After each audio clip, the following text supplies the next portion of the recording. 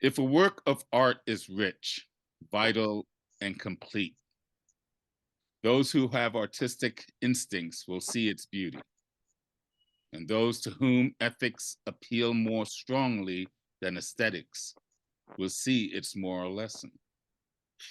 It will fill the cowardly with terror, and the unclean will see in it their own shame. That is a quote from Oscar Wilde, and this is the International Academy of Ethics Recital. Welcome, everyone. Welcome, welcome, welcome. Hope you are well in whatever part of the world you are. Welcome to our, I guess, 6 times a year recital.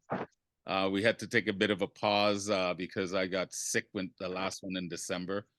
I don't know if it was COVID, but I got hit like overnight hard. So, but all is well, all is well. So I'm just glad everyone is here. I love the robust discussion that we had.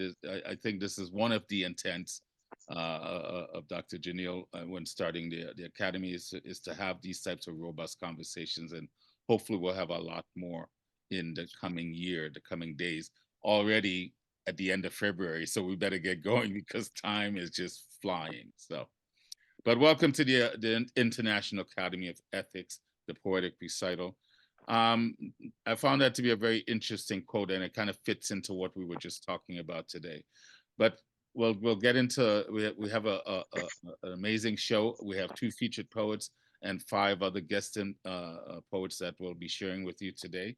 This recital takes place every couple of months, so 6 times a year, and it's a means of celebrating the members and the guests within the Academy of Ethics, giving poets an opportunity to share more than the other the opportunities within the chats and so forth, and just having our poems on the website is a good thing to write, but it's also, I think, very endearing, and you hear things in a different way when the poets recite the works that they've written.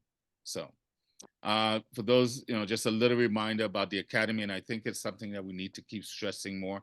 The advent and the purpose of the Academy is to provide a parallel system of ethical instructions, which is really missing in our education system, not just in our education system, just in our institutions at whole. The aim is to provide education that focuses, many institutions aim is to provide opportunities for jobs and so forth, but they're missing the boat when we're not looking at how we can look at artistic and humanistic goals. Particularly, we need to be more, there needs to be a greater emphasis on character building, the ideals of good and honest and integrity, and love for our humanity. And right now, there seems to be some parts of the world that's really struggling with that. So today we have two features, five guest poets. Poets are going to share what's in their hearts. Our two featured poets will have up to 15 minutes, and I will ask them a couple of questions, and then we'll get into the guest poets, and then we will have Dr. Molly do a gratitude talk, and then Dr. Janelle will kind of do his little philosophy or share a poem, whatever he chooses to do. So before we get going, I just wanted to see, how are you doing? Are you guys doing well overall with all the things that's going? Are you doing well? Are you in a good state of mind? Are you in a good state of mind within yourself? Because regardless of what's going on in the world, we still have a choice in how we choose to respond or react to what's going on. And there's lots going on. So the stronger you are within yourself, your ability to really love, respect, honor yourself. I always use the example of the human heart.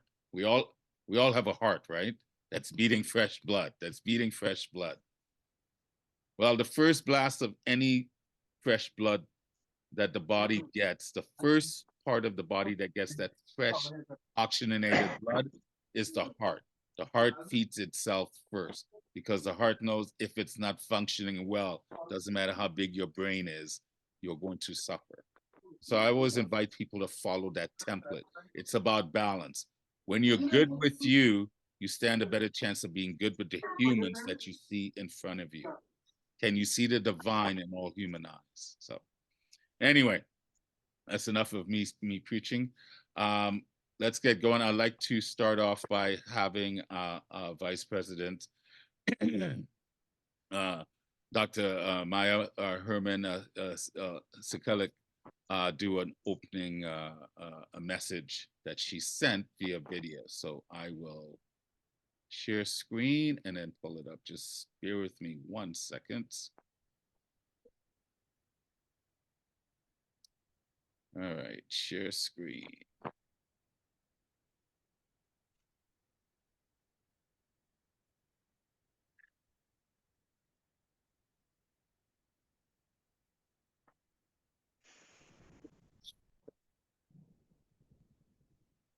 Okay.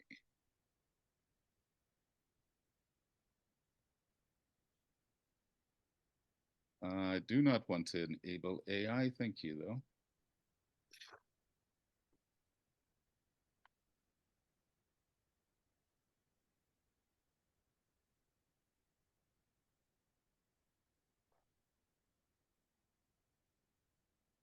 You guys can all see that?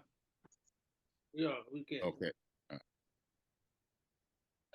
Hi, dear friends. This is Maja Herman Sekulic. Greetings from Belgrade. I'm a vice president of the International Ethics Academy, and I'm very happy that I can welcome all the poets participating in this poetic recital that was initiated and successfully is functioning by dear Rowley, who is playing a very important role in connecting people and poets from around the world for us. I especially welcome spotlight poets, Ravi and Raj Babu, whom I met, and also, of course, all the guests like Kalipada, Tariq, Serene, Richard, and Dr. Shalim. I hope I get all your names right. And let's enjoy good poetry now and forever because it connects us all. Thank you so much. Bye. Okay, thank you very much, Doctor. Let me just stop sharing screen. Very important message, and I'm grateful that she took the time to send a video to welcome us. I would love to, Dr. Janelle, we'll have to feature her one time. I'd love to hear her poetry because maybe have a special recital for the founders of the Academy as the spotlight poets one day. So anyway, it's a great way to start. Thank you very much. All right, let's continue on with the festivities. I am okay. I can't minimize my Zoom screen, so I have to go back and forth. That's why sometimes there's a delay. But I just wanted to reiterate her message. Um, we've got many members of the Academy doing amazing things poetically and being recognized, but it's an opportunity also for the Academy to get poets together within the Academy and also outside of the Academy to come together. As our friend Eva in Greece says, poetry builds bridges. And right now we need more bridges of connection with each other. And I think poets have a part to play in what's going on in our society today. Without ethical culture, there is no salvation for humanity. That's on the website of IAU, and that's by Albert Einstein. And it's a very true statement. Without ethical culture, there is no salvation for humanity. So, as poets, let's take it upon ourselves, regardless of whatever your political affiliation is, all agree that an ethical way of life is so important in how we live and how we function and continue to move forward as a humanity. So I challenge all poets. Don't just be a poet in name. Don't just be a poet that wants to show up to recite. Be a poet that embodies change, be a bridge to another human being in peace, in integrity, in goodness, in honesty. So, all right, let us start. So, our first spotlight poet of this morning, this evening, depending on what part of your world is Ravi Ranganathan. You will have up to 15 minutes to recite your poetry, sir. But before you do, let me just read this quick bio. Ravi is a writer, critic, and poet. He's also a retired banker. To his credit, he has 3 books of poems titled Lyrics of Life, Blade of Green Grass, and Of Cloudless Chimes. He reveals in his writing his thought-provoking ideas. His short poem, Maiku, is an example of the thought provokes that he brings about in his poetry. He writes regularly for several anthologies and has recently won the Creative Poet Award. He's also contributed poems to a bi-yearly poetry book, Metaverse Muse. He's a regular contributor to GLOMAG and a monthly contributor to the webzine Literary Vibes. He is currently the treasurer of the Chetney Poets Circle. He's an esteemed colleague of the Academy, and he is our first spotlight poet. Ladies and gentlemen, put your hands together, snap it up for Ravi. Sir, the mic is yours. Thank you very much, Dr. Raul James. Thanks to everybody. I'm really delighted to be here in this International Ethics Academy meet. I will try to be regular as often as possible. And thank you very much for featuring me as a poet today. I don't have any academic background, but as in one of my books, in foreword, Dr. Janel himself has said that a poet is always a poet, irrespective of whether he has studied literature or not. So that way, that gives me an enthusiasm. So sometimes I feel bad that I'm not into this academic world. I drifted into commerce and took banking as a career. You are able to hear? Am I audible now? Yes, you are. You're audible, sir. Yes. So I took banking as a career. So, even in my college days, I was writing some small poems. I was editor of our college magazine also. Then, but I took real interest in poetry only after my retirement, after the age of 60. And as mentioned in my bio, I have written 3 books of poems. The first book came out, Lyrics of Life, when I was 64. So I plan to read 1 or 2 poems from each of the books. And if some time permits, I will read some what you mentioned as micro poetry, Maiku. I will read some poems also. So I will start with this first book, Lyrics of Life. I will just go into the poem straight away. It's a very small poem. I have titled it as Tune Within. Here it goes. Go to mosque, go to church, go to temple. What difference does it make? You're on lease and you want release. And these precincts give you peace. They are no mere sanctuaries, no mere abodes, no embryos clung to centric nodes. I have seen pious pilgrims going in wearing a seeker's garb. I have seen their mellowed minds as they trudge out. Quietness does something to them inside. Harmony shakes them by the hand. Why this soberness only during this interpolation? Why this soberness only during this interpolation? Why sanity bird takes wings even in the midst of meditation? Put an end to this semi-paternal show. Put an end to this semi-paternal show. Tune within as you take a bow. That's my first poem. Then the next poem I'm going to read is Tread Gently. This won an award also.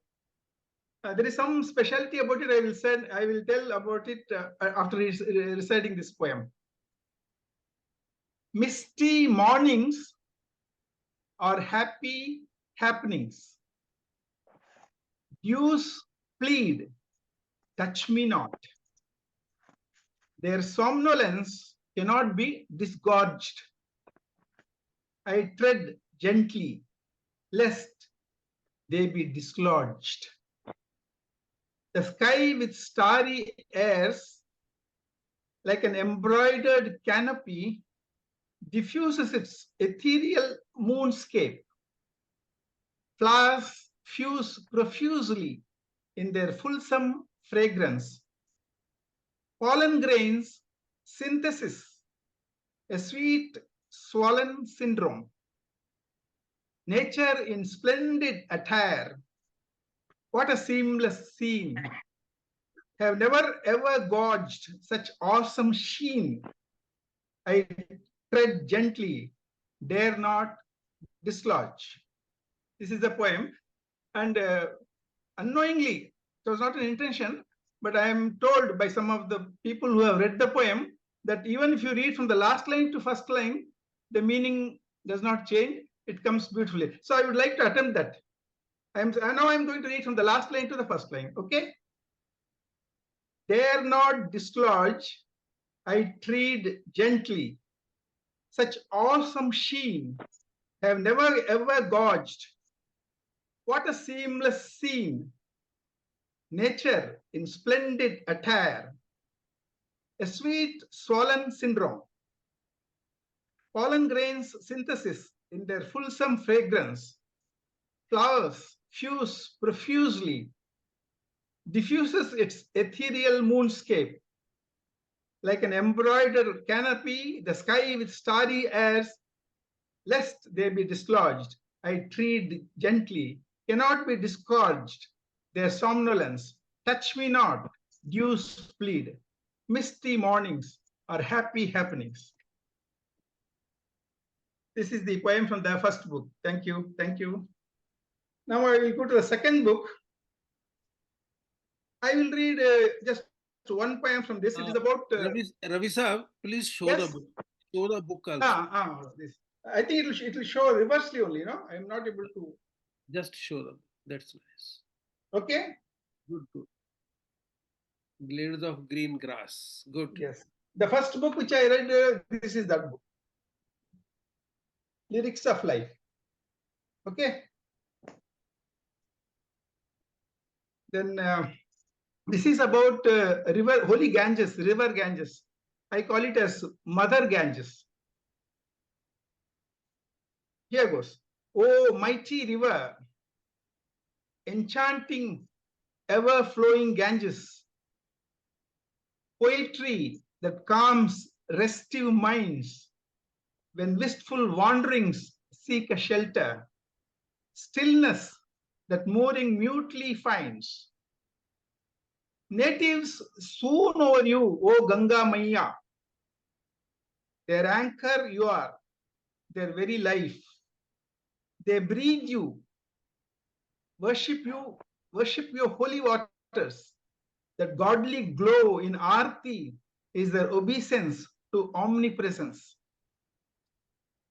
Not only in saintly days of yore, primordial times too, even before, as Bhagirathi castled in Shiva's matted locks, when you allowed your turbulence to be tightly tamed, rushing away ferociously from grandeur of Himalayas, melting and rustling at Rishikesh, simmering around foothills of Haridwar, gliding past Benares to dissolve beyond Bengal shores.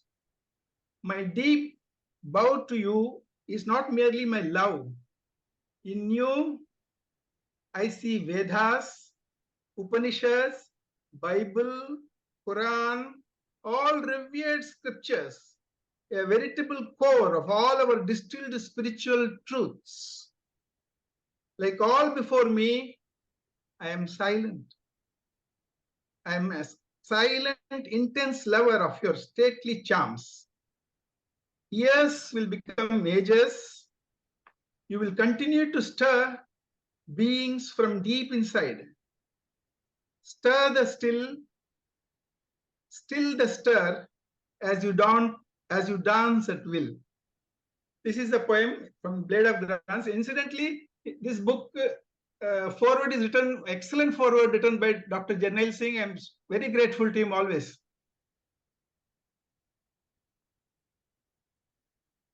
I will come to the third book.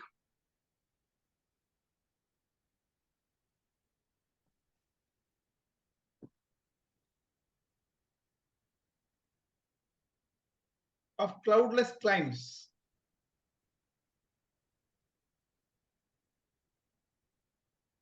The title, Vagabond Unbound. For a lonely middle-aged man like him, darkness was neither a blessing nor a curse. Yet he kept peeping into darkness, seeking light in shades and shades in light. He had to keep fit to fight another day. As I entered a temple, I saw him on the footpath in crumpled clothes, stretching languorously, resting his head lightly on a bundle of garments stacked inside a dirty cloth bag. Perhaps his only possession. His eyes were wistful, his visage couldn't care less. When I returned from inside the temple, I was shocked beyond words to see this lone zealot reading the Economic Times. Only laissez-faire will suit us, he muttered under his casual breath. Shocking and unbelieving me to the core, for I completely mistook his appearance. Thought he was an illiterate. How life has ravaged him thus. Or did it? For he cast a passing glance at poor me, smiled that disdainful, lunatic smile, and then resumed seeking light in shades, shades in light. He had to keep fighting fit to live another day.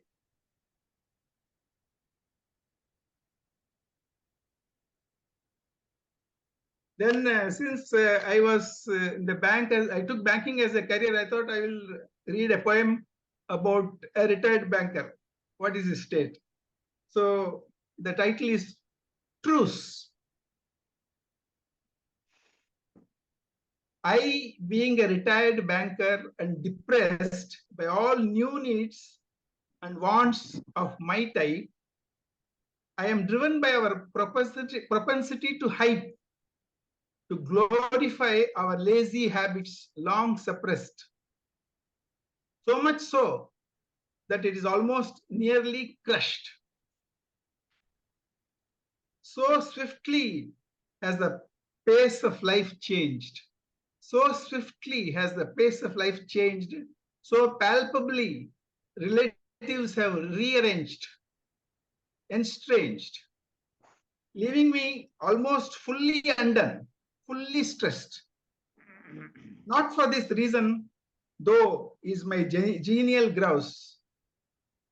As I tinker with internet in my empty house, I broker a peace with myself.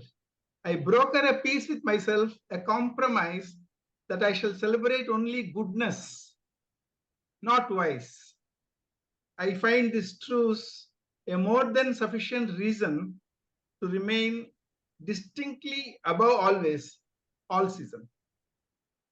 So this is a poem from the third book. One or two micro poems I will read. Just three lines, 2 lines like that. One is flight. When I flapped my wings, my mind flew so high. When I flapped my wings, my mind flew so high that the birds watched in great awe all over the sky. Then early bird. Early morning saw a pair of birds exchanging sweet words. Before others do, let us pray, let us play our cards. Surrender. Flowers in full bloom await blossoming of the sun for tame submission. And the last one, obeisance. Hello. When sunlight blessed them with a divine touch, flowers paid obeisance. In the only way they knew, they bloomed. So thank you for this opportunity. And just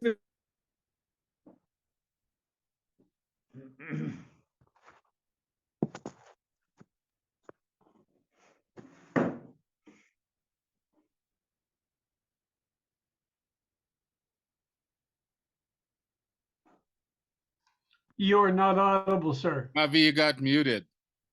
Yeah, your Yeah. voice. I just asked to unmute you. now it's okay. Yep, It's it's okay. fine now. Yep. Yeah, see, this is a survey of Indian English poetry book I received. It is written by Dr. Satish Kumar, a scholar, containing about 550 pages. I'm happy to mention that among the contemporary poets, my name is mentioned. Okay. Thank you. Thank you. Thank you. Great recital, my friend. I love your work. You are thought provoking. Thank you. We're very similar in the sense that we didn't go to university; we went to the business world. Oh, I have a company. Well, yeah, and I understand how you feel about hanging out with these academics, Academicians. superstars. So this is just a quick Q&A, very quick. What did you learn from your time in the business world about life? Not so much about business, but what did you That learn? we must be ethical. About our topic, we must be ethical at all times. Mhm. If you can be sincere and honest, no, you cannot but be ethical. Right. This is what I learned. This is a lesson I learned. Yeah. How many years did you spend in the business world? Nearly 40 years. 40 years. Yeah, I spent 30 years myself. So, and I agree with you.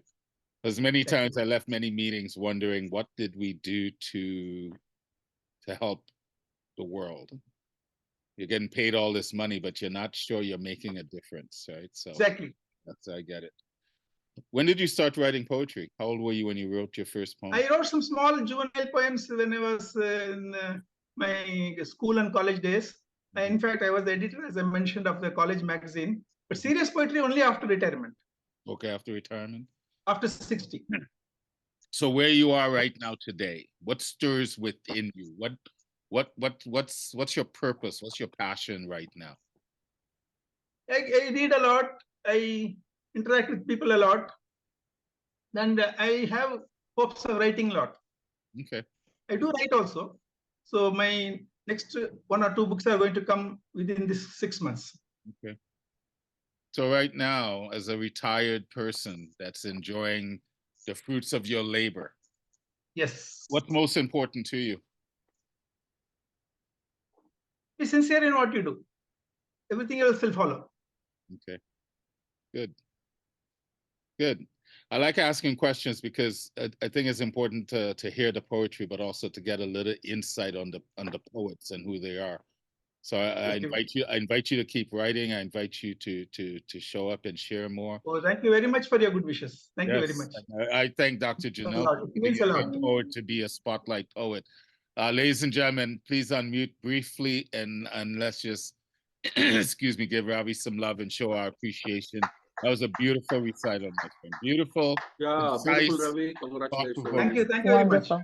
Thank you Enjoyed very much. listening to you. Thank you, Ravi sir. Thank you. Thank you so much for sharing. Thank you, Ji. Thank you. Now you get to sit back and enjoy the rest of the festivities. So thank you. Sure. Ravi, you did it so well. Yeah, you Very Oh, thank you, Molly. You are an inspiration always to me. did. Happy to I have remember you. once going to Dr. Molly, telling her the same concerns I had with you when I was first invited to join the academy, and said, "Well, I have no degree. I didn't go to university. I went to the business world." And she goes, "Don't worry about that." She goes, "You have lots to offer." So it's the same advice she gave to me. I'll give to you, Ravi. You have lots to offer, and you might have more to offer now in retirement, because now you have the luxury of time to really think about what you want to say, what you want to write, and how you want to present it to the world. So please, please let your voice keep shining brightly. Thank you. You're a very good poet. I enjoyed listening to you. So I hope you guys enjoyed that. That's our first spotlight poet. Yeah, for this. enjoyed, Ravi. Very much enjoyed. Excellent poem, as usual. Looking forward to our next spotlight poet. This is Thank you, Raj. Thank you very much. oh, you're welcome. Welcome, Ravi. This young man that we're going to spotlight next has been gracing my Facebook group page with his brilliant words. So up next we have Raj Babu Gandham, and I really enjoyed our initial conversation before everyone came on. He's got an MBA in English, philosophy. It seems like he has a variety of degrees and academic credentials. Even in theater arts, he's a multilingual poet. Has written poetry since his early school days. He writes in English and Telugu, Hindi. Telugu, okay. His poems were published in 46 different international anthologies, and many of his poems were translated into Spanish, French, Italian, Greek, Hebrew, Filipino, Nepali, Hindi, and there's a countless others. His poem won third place in a worldwide contest held in 2016 by the World Union of Poets out of Italy. He won first prize in an international poetry competition put on by the Sinodal Giletto of Italy. He was awarded a Master of Metaphors by the World Poetry Conference out of India. The list goes on and on. He's a winner of the Maharishi Vedasis International Award. Say that again, please. Vedavyas. Vedavyas. He's a sage of India. Okay. He won the international award for the books in 2022. Like I said, he is well accomplished. But what I'm really enjoying is not just reading the accolades, it's the words that he shares every day in my group. It gets me to think, and I'm hoping it gets other members of the groups to think. Anyway, ladies and gentlemen, I invite you to snap it up, wrap it up. Thank you. Spotlight poet, Raj. Yep. The mic is yours, my friend. Thank you, James, for well orchestrated introduction, and I thank Ethical University and our dear friend, Macho Man, Jarnail Anand, for persistently being and pushing us to write and encouraging, especially myself and Ravi. He's got a special corner reserved in his heart, so we always knock on him. So, yeah, without much ado, I would like to read my poetry. Okay. So, my first poem titled as Nothing to Nothing. From nothing, I emerged, into nothing, I submerged. As waves of the ocean, I appear only as form. Every wave dissolves into the bosom of the ocean. Every form withers from the source it emerged. All the forms exist on the base of formless. Everything is appeared only from nothingness. I would not know the joy unless I tasted my tears. I would not have known good unless I experienced evil. This life arises out of death and falls back into death. Opposites are not opposite, they are complementary to each. Until we lose ourselves, we cannot find our self. Death is not against life. Life can never evade death. When you cut a seed to seed, you can only find hollow inside. From this nothingness sprouts the tree called life. My second poem, titled, Do Not Paint Me Blue. Every color has a soul. Every being is filled with life. I may be different, but able. You may say, you are right. My life is beautiful. Don't force me to be you. My texture, I know. My paths, I enjoy. Pink or yellow, white or black, all have a beauty. Life is a rainbow. Our designs are unique. My ways are different. My colors are plenty. My fragrance is delicate. Please don't paint me blue. My third poem, I think Ravi Ranganathan sir and Molly Tariq, they know about this poem. This is the one third place in World International Poetry Contest in 2016. This is the poem very dear to me. The title goes as, Who am I? Who am I? Where am I? What am I? Why am I? My hands, my feet, my body, my mind, my thoughts, my ideas. Then, who is this me? My wealth, my position, my cars, my food, my tours, my games. Still, I feel lacking. My girl, my boy, my woman, my mother, my father, my God, yet I feel empty. I pray, I play, I chase, I catch, I love, I cry. Why? I don't know. I eat, I drink, I store, I hold, I spend, I gamble. Still, I'm unhappy.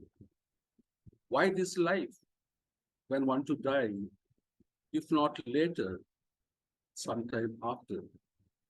Can I escape my own acme, my own death, where I am moving each day of my birth, I am running towards my own death. Let me know, let me teach, to be good, to be true. Nothing can change me. Only I have the key to open the door of my own salvation. My thought, my speech, and my deed has to be true. What I think, what I say, what I do should be the same. This is the oath I am here to take. Oh, my universe, oh, my mighty cosmos. Now I go to my micro poems. I love to write. These are the lengthier poems I write a long time back, but these days only I write micro poetry. I wanted to convey. Raj Babu, Yes, sir. I'm feeling that we are listening to some chapter from Gita.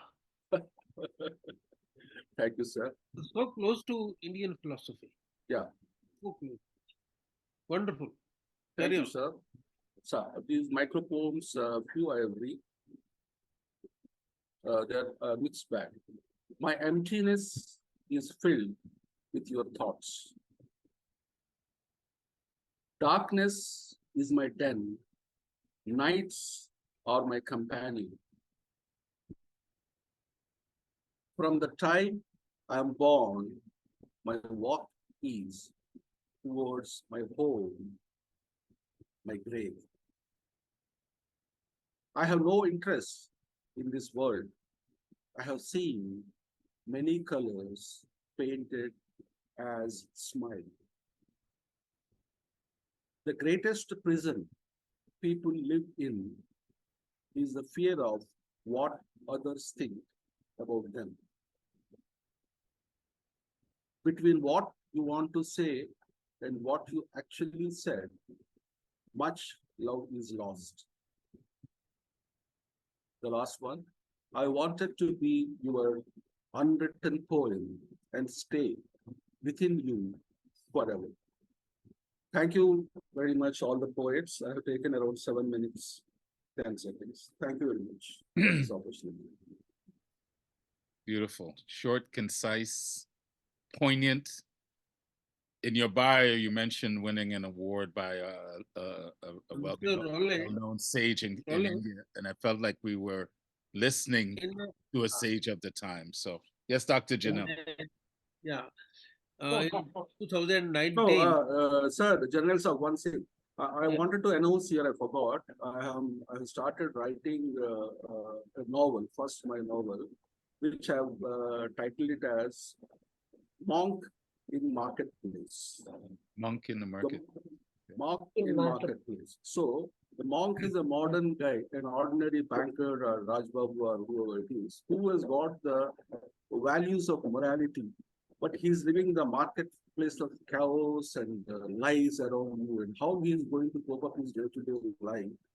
He may not be wearing the robe of the saffron, but his thoughts and feelings are very, very pious and very, very near to the truth. So how he is able to cope up his day-to-day life? There's a lot of struggle.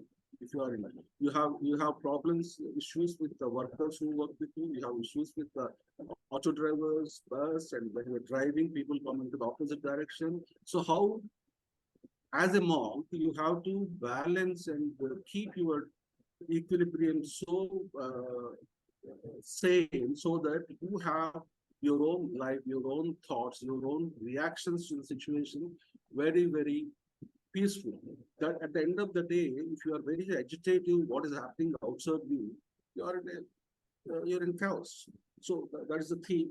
I'm going to write the novel. I already have written borderlines, and it's going on day to day. Thank you. Congratulations, Raj Babuji. It's wonderful to have this news from you. Actually, what I was sharing with Mr. Raleigh and other friends was that in 2019, we organized our first World Poetry Conference.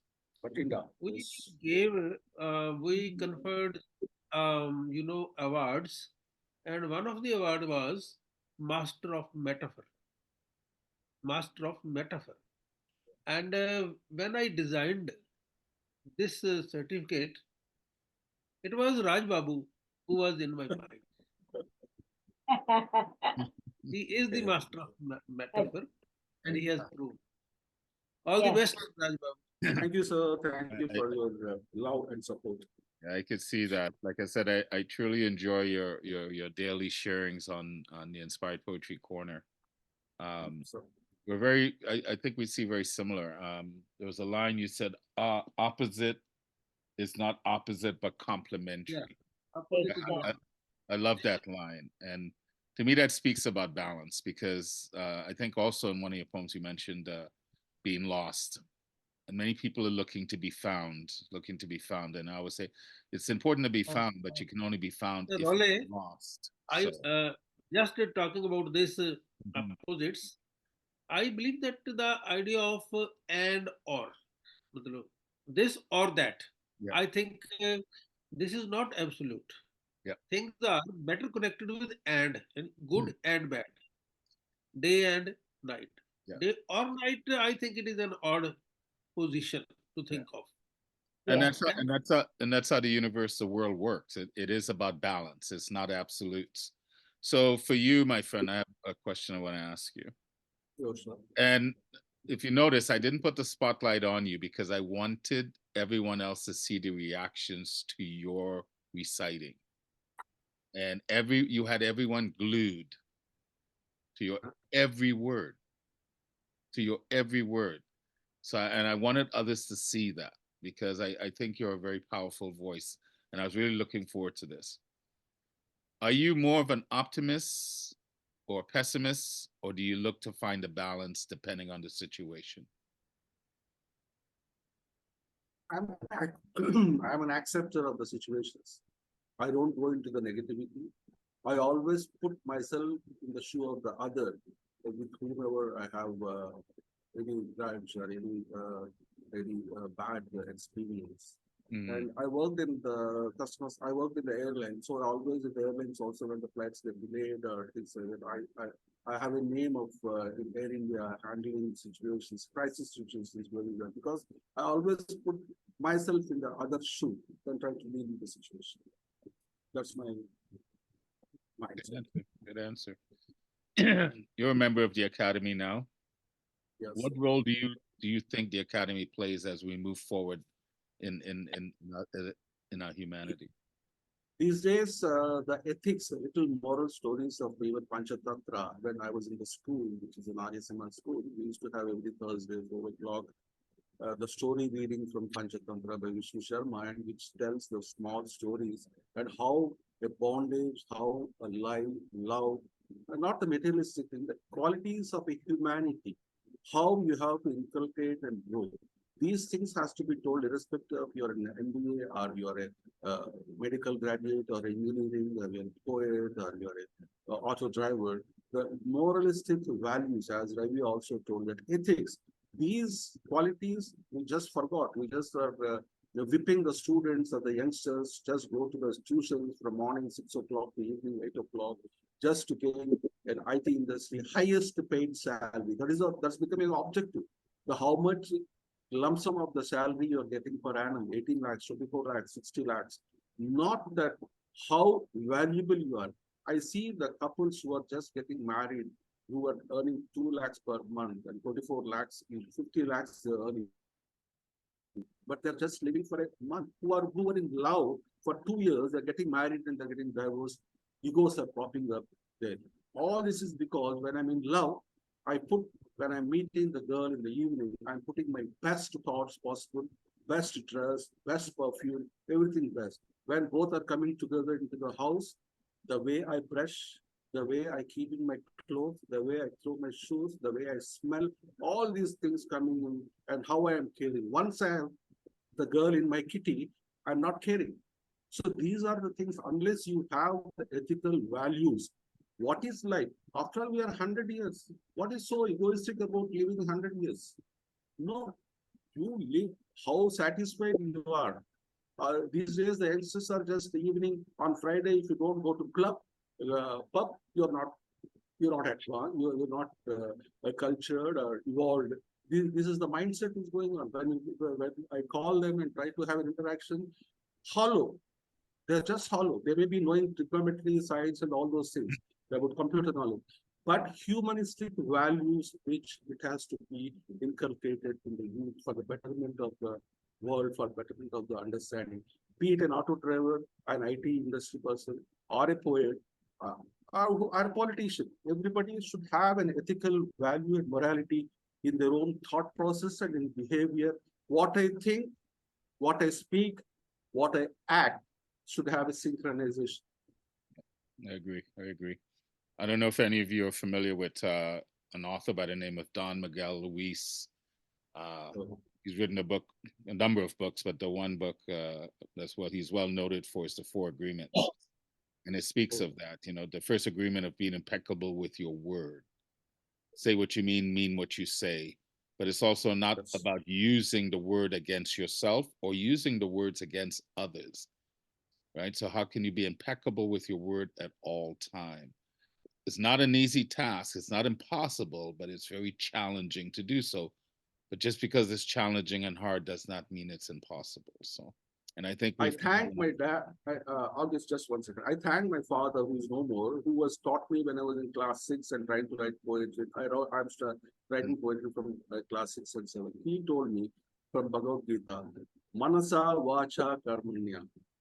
That is, Manasa, what is inside your mind, Vacha, what is your speech, and Karmanya, what the karma, what the deed you are doing, you should have it in synchronization. I should not think something and say something and do something.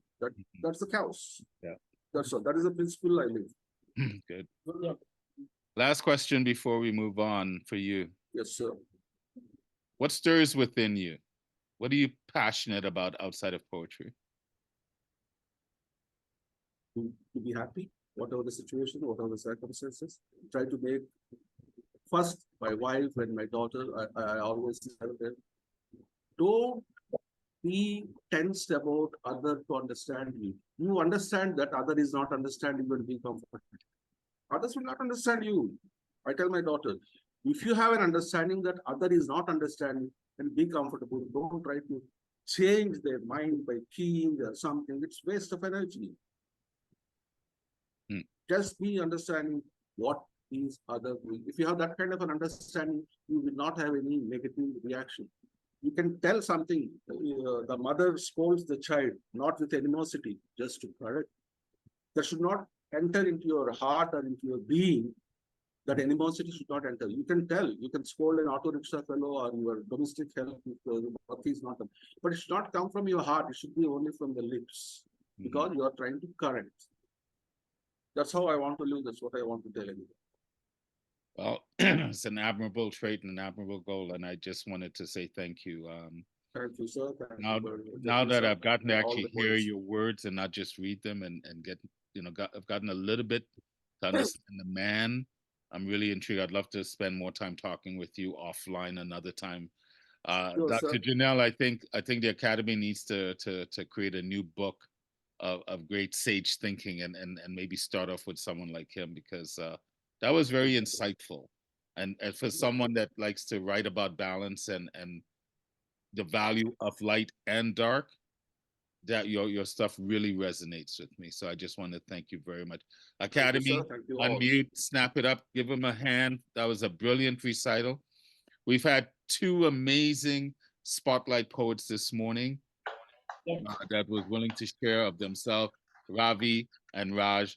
We thank you both very, very much for honoring the Academy, for being a part of the Academy, and then for honoring us today with your poetry and your words and your thoughts. And please keep sharing your poetry, your thoughts, and your essence of who you are. And to Raj's point, I think when we all strive to truly be happy within, really happy, not frivolously happy, when we're good with our past, where we're good with where we are, where we accept life as it is, we tend to be better with others. Yes. Yeah. Tend to be better with others. And that's probably what's missing. But anyway, yes, go ahead. Go ahead, Dr. Janelle. Just an interjection. What Raj Babuji was saying, and I feel that the entire focus of our civilization is to make man a successful person. Whereas the focus should be on creating a man who is happy. Right? So the pursuit of success subtracts the content of happiness. I think we are coming to that. No, the only nomenclature of success, I say that successfulness is happiness. So the target of the goal is not success. Yeah, successfulness is happiness. I just change success to the happiness. Happiness doesn't say that I should be gay and I should drink every day, I should wear good clothes, I should have a big car. No. Happiness is whatever I have, I should have an understanding. This is it. This is a universal fact that I am eligible only for this. I had to be like this. I am in these circumstances because I ought to be here. The universe has made me to be here. That's it. How can I be in the neighborhood's shoe? How can I be in the neighborhood's car? No. Whatever is happening to me, I am eligible only for that. That is the fact. I'm eligible for only this. That's why I'm here in these circumstances. So I should be contented with what it is. I should not complain. Well, this is the beauty of our humanity. We all have a different perspective.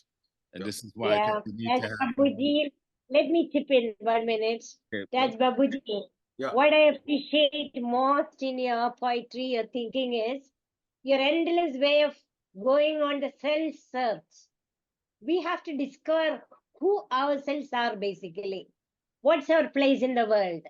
And then you allow the kind of acceptance to give a wide berth to everything. First of all, it has to begin within us. Yeah, Let us that's be right. those good role models. And then all ethics, instead of preaching ethics, I believe it should accrue out of us. The way Yes. we think, the way we live. That part of your aesthetic, whether it Yeah. be in poetry or in philosophy, I Well, appreciate so much. Yeah. So much. That's Dr. right. Janelle, it sounds like we may have a topic for the next panel discussion: happiness versus success. Yeah. That's right. Because Very good. Very good. Yeah. we can go on all day about this, and everyone would have great insight on it. But I have to cut Yeah, it short that's right. because we have to get Okay. going. But That's right. but no sorries, no, not at all. It's just that we can't keep going. But it's a worthwhile topic to discuss. Dr. Molly has a valid point. Raj has a valid point. Dr. Janil has a valid point, and I think we need to hear more opinions, well thought out opinions that can help us whether add to what the way we think, add to our worldview, or even change our worldview. But I think it's an important topic, happiness versus success, because I think we each have a different version or some similarities with regards to those two topics, but it's a very important one. So maybe the next panel discussion could be centered around that topic itself. So Yeah. Why not? Why not? anyway, let's continue on because Yes. we've got five With the guest poets I would love next, to bring with to the the next, mic. So before I do, I wanted to for every show that we do, for every Academy recital, the International Academy of Ethic has a preamble, and there's 8 different points, and I'm just going to read a couple of them. If you go on the website and you go into you look at the IAE and preamble, it says, "We, the enlightened citizen of this universe, take this pledge and decide to create a new world based on ethical values. We shall strive," and the first one is to introduce an alternative system of education which focuses on increasing the ethical consciousness among the students, teachers, administrators, and the people at large who are receiving, sorry, who are at the who are at the receiving end of faculty educational buildup. That's number one. Number two, to establish contact with people of different groups in the social strata, here from apart from intellectuals and students, such as workers, laborers, and people who suffer from the ethicless social structures and impact them to consciousness of right and not right, to make them aware how they can unite against unethical philosophies of the upcoming world. One of the reasons I wanted to share that, and I will every show I will share more of what the preamble says. It is important to have a focus on the youth and education and students. It is important. And I agree. I don't think we're teaching civics and ethics in schools the way we need to. We're missing the boat because education, like Dr. Martin Luther King said, is not just about what you put in the brain, it's about character development. And we're sorely lacking. I spent a lot of times in schools myself, and there is not a lot about character development, number one. But more importantly than the young ones, we need to reach the adults. They're the ones running the world. We want to blame young people for a lot of things. We're the ones that gave them these technologies and raised them on these technology. So as much as we need to educate the young ones, we need to educate each other. We need to educate the laborers, the bankers, the housewife, the teacher, the nurse, the electrical engineer. We need to educate people, period, on the importance of right and wrong, something that is innate and born into every one of us. So we have a lot of work as the Academy to do, but as an individual, we have a lot of work to do as well. Speak it. Be impeccable with your word. Say what you mean what you say. On that note, I will bring up our first guest speaker, because he's a man that I've gotten to know over the last couple of years, and he seems to say what he means, speak what he means. I give you my good friend, who's not wearing the brain hat today, from the United States, Richard Spacek. Brother, the mic is yours. Thank you so much. It's a tremendous honor to be here in this wonderful atmosphere where thinking people share their insights into the world of ethics and how to live a life. The topics that we've heard raised already are so important, so significant, and you're absolutely right that this is a missing component from too much of education is a catastrophe, and it certainly explains how we got to where we are.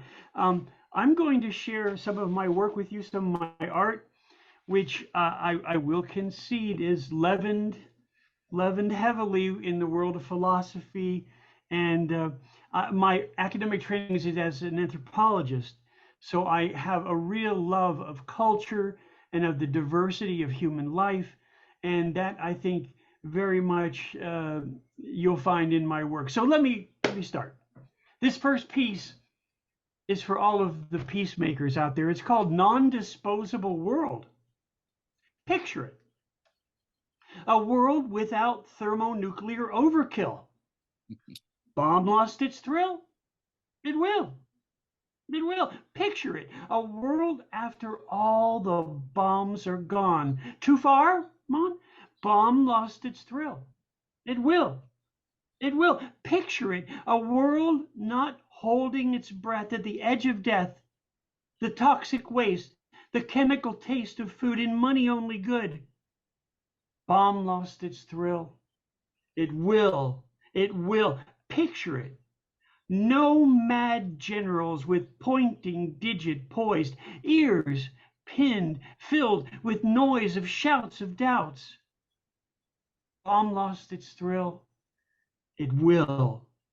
It will. Picture it. No dramatic, fanatic, climactic climate war. No inversions or floods or earthquake cone crunch. Too much heat then or dry. No clouds in the sky. No rain with lunch. Bomb lost its thrill. It will.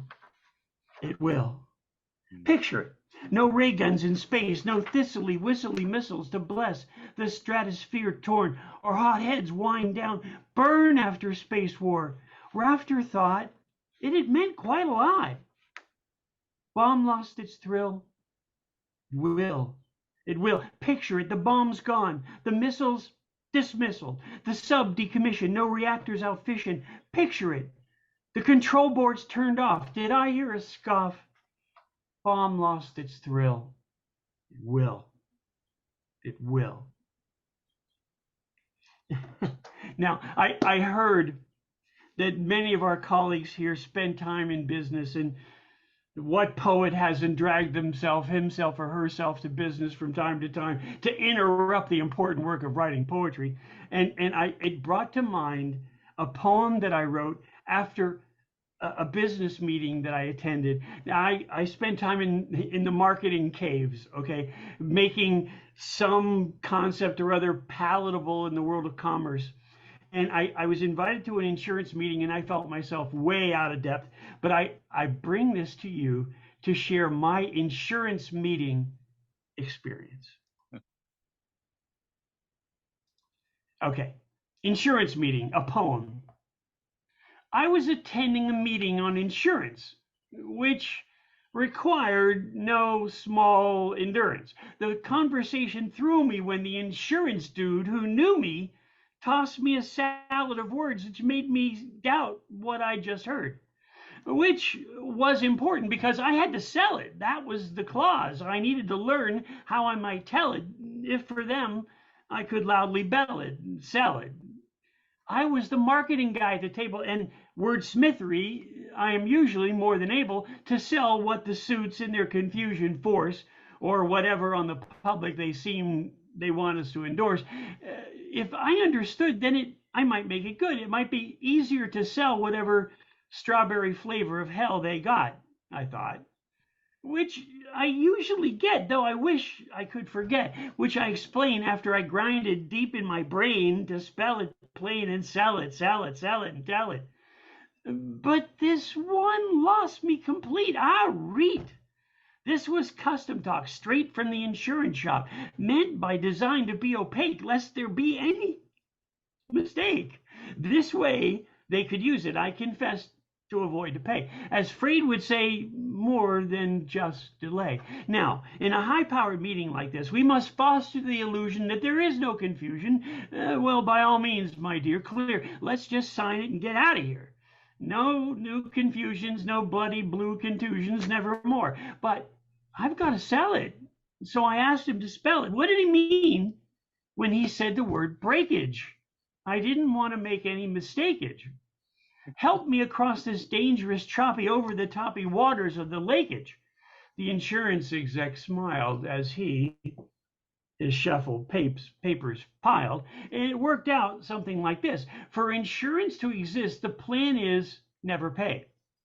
Never pay, neither by night or by day pay. But, my friends, this aloud they must never say. But if we must betray our company's investors by paying, well, there's no more use in delaying. We call it breakage, like there's somehow some mistakeage, because we don't pay. That's all he would say. We don't pay. An insurance meeting. Okay. I thought my business friends out there might appreciate that. To me, breakage was a new concept.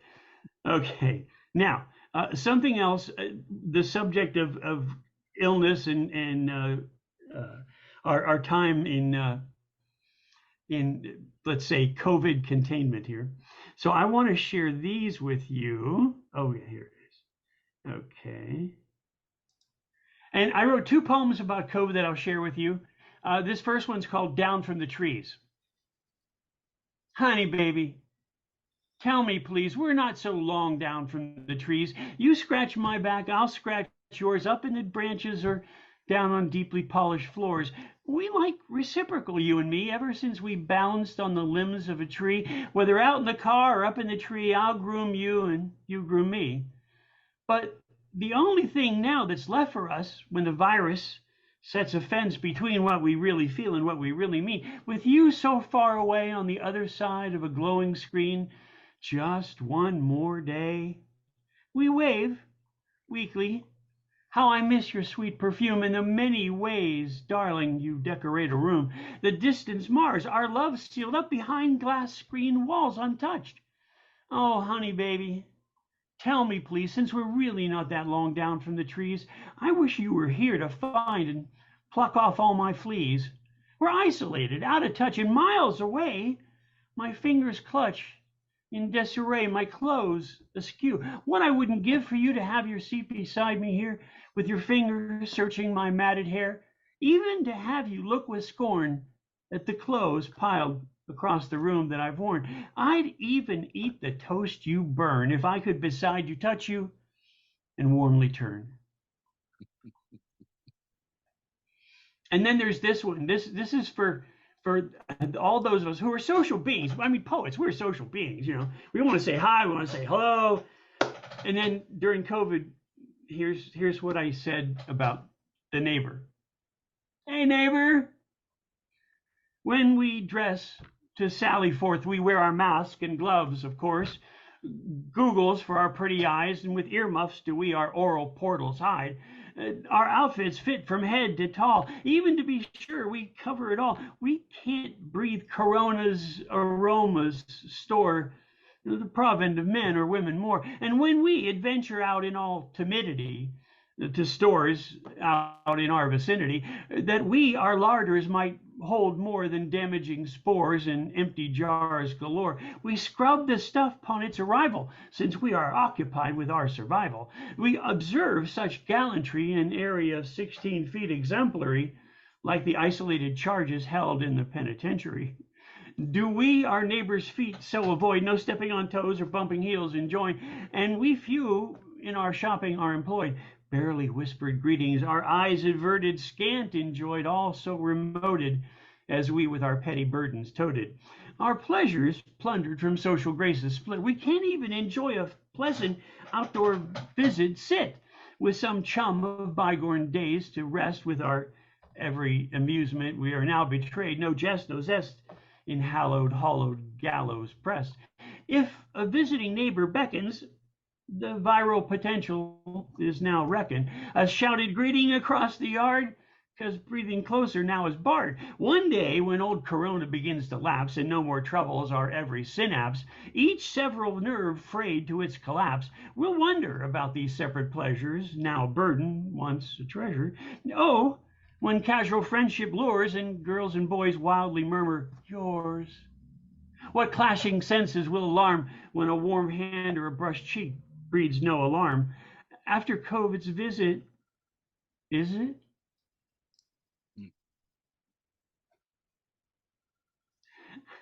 A couple more here for your amusement. I've been serious, now I'm going to be silly. And this has the virtue of both being silly and true. It was reported in the newspapers that the Mexican president is seeing elves, which I think is very important international news. The Mexican president is seeing elves. Don't call the doctors to report the news or post it to TikTok for 100,000 views. The Mexican president is seeing elves. Though this may seem like news to some, it's better than a classroom full of kids held by guns, or a missile blister like 100 suns, or a sudden rainfall near Sahara's sun. The Mexican president is seeing elves. Don't hire a shrink to weigh his brain or speculate on the times.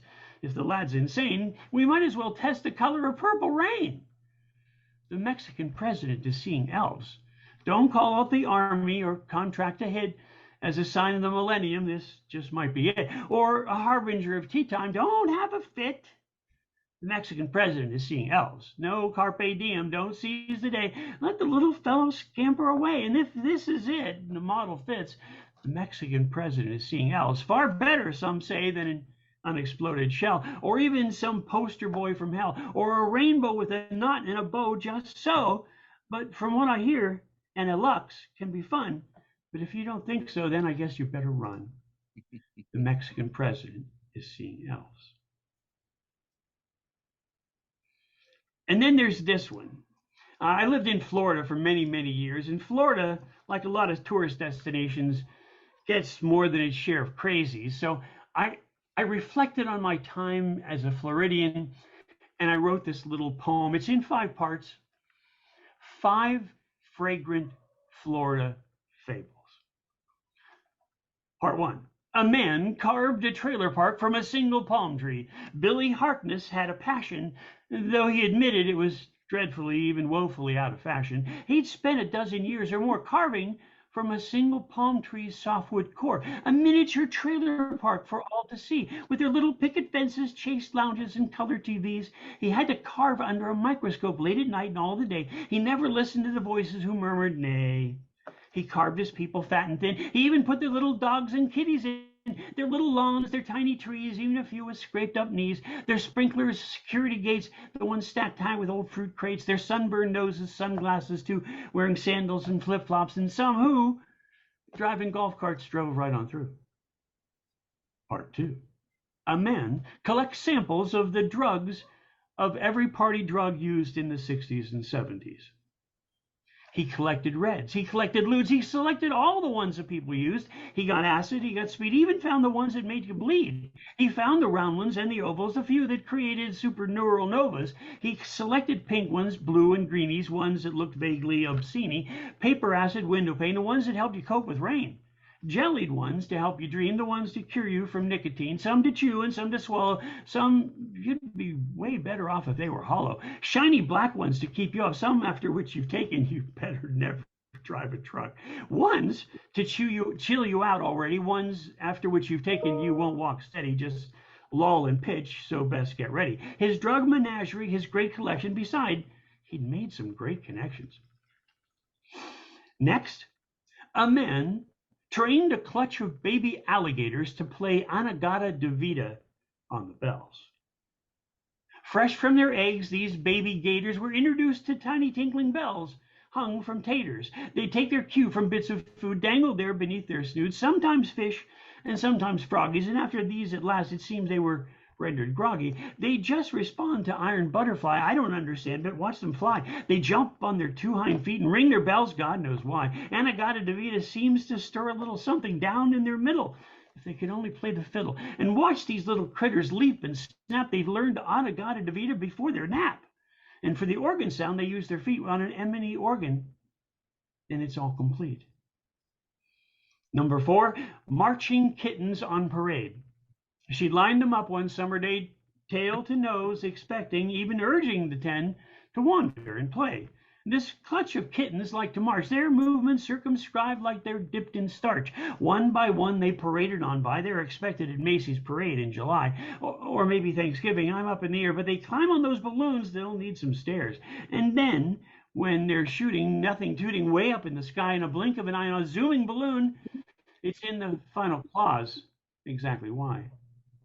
And then finally, a man marries every one of a family's 7 daughters in age sequence. He met Melissa. It was May. He proposed marriage that very day. And it wasn't long before he met June. And oh, by gosh, in his heart, he found more room. He told Melissa that he met June, Melissa's older sister, who could always be counted on to ferry a merry tune. But now in his heart, he found room for June. This upset Melissa. She was not gay. That was her cousin who couldn't ever seem to stay. So Melissa dismissed this loving guy. She asked lovely June if, when she's about it. She knows why, and there's no doubt. No sooner had he changed his nest, he met another of the sister by the name of Bess. He wooed her, he sought her, and by goodness adopted her deep in his heart, or so for a while. That's what he thought. He decided, unrequited, that she was the best of all the daughters in that family's nest. June came through the front door, but didn't dally. That's exactly when he met the elder sister, Sally. Sally came in arm with little June. She decided to move into the upstairs room. No sooner had she loaded in than she and Bobby came within. My friend, Sally stood in June's wedding party, and surprisingly soon she laid down with Bobby. A familiar tune for this well-groomed fellow. June was okay with her sister staying, despite knowing she was regularly with her husband laying. But the last straw was broke with little sister Carla, who traveled wide by barge and boat. She traveled fa-la-la, also by bus and electric car. So when the younger sister Monique joined the fun, that was it. Old June was done. She could never with her sister party atop her husband. She was far too haughty. And the 6 sisters all found Bobby a people pleaser, although a little naughty, him the youngest geezer. Thank you so much. Thank you so much, Rick. Thank you. Thank you for that imagery of strawberry flavor to hell, of hell. So, and your wonderful poetry. Thank you for being here and adding to the Academy and our ethical voices. I'd like to say Dr. Janelle had to leave. Unfortunately, his daughter or granddaughter is not feeling well, so he had to go to take care of that. So, and I would like to call next up to the mic Dr. Shalini to share some of her poetry. Thank you, Ravi sir, and good evening all present here. It is a matter of pleasure to share my poetry with you all, stalwarts here. So basically my poems are having some kind of feminist vibes in these. The first poem which I'm going to share, it is titled as Entangled. In solitude you say desired and you weave your own. But when you meet folks, you listen undesired, and you don't share. What you spin remains cocooned. The periphery which encircles you is yours, and you are the center. Don't bother about said or unsaid, done or undone. You are like the earth, so don't crack. This would hurt the dwellers. You are tied with the wispy threads of relations. How keenly you exert to untie, the knots start breaking. That stops you and you feel more entangled. Will you ever find a part of you that is different and untied? So this is my first poem from the book Kinship with You. Another I'm going to read from another book, which these books have been published long back. So the title of this poem is Dreamer. An unrealistic dreamer I am, as I feel you deep inside, in the spaces in my heart, nobody could ever have reached, and I dream 1,000 dreams. Though I know I should not, I envisage sights, either sitting nearby you or embraced close. But subsequently, I feel your absence far and wide. That makes my heart grow fonder. At times, it looks like I'm all dressed up and nowhere to go. It chokes me inside to be fanciful consistently. My improbable urge to be with you forever seems unachievable and next to impossible. Perplexity permeates all in my head. I feel as if I am a lost ball in the high weeds, and I pose a question to myself: is it an ever present realm of fantasy or a pervasive illusion of reality? So these are two poems which I have read. A few small little poems I would like to read from another book that is named as Floating Haiku. Trusting a cold's gate for life's longest race to win, I gambled away. A drowned, mossy ship in Mediterranean, life marooned inside. Clouds of fog blown in from Caribbean forests, spreading Christmas joy. Farmers of God's field to seed, grow, pluck, and distribute life's basket of fruits. Bard's art of filling thoughts colors with lyrics brush on reader's canvas. Baboons flies to moon on smoky clouds of light steam, brainy humans wish. On parapet of an old ramshackle plaza has grown a seedling. Hedge crickets creaking in combo of waterfalls, my fatigue relieved. Sand dollar moving across brown seabed slowly, like mermaid's lost coin. Slate pencil urchins with algae and sponge growing, lives embracing both. So these were few micro poems which I have read here, and I really liked poems and deliberations by Raj sir and Ravi sir and Ravli sir and Richard sir. And I look forward to hear more from other fellow poets. Thank you once again for the chance. Thank you, Shalini. Thank you. Thank you so much, Dr. Shalini. That was beautiful. Yeah, it's the first I'm hearing you. I'm sitting here like this. Okay, give me more, give me more, give me more. Hope to hear you again. Thank you so much for sharing. Sure, sir. Thank you.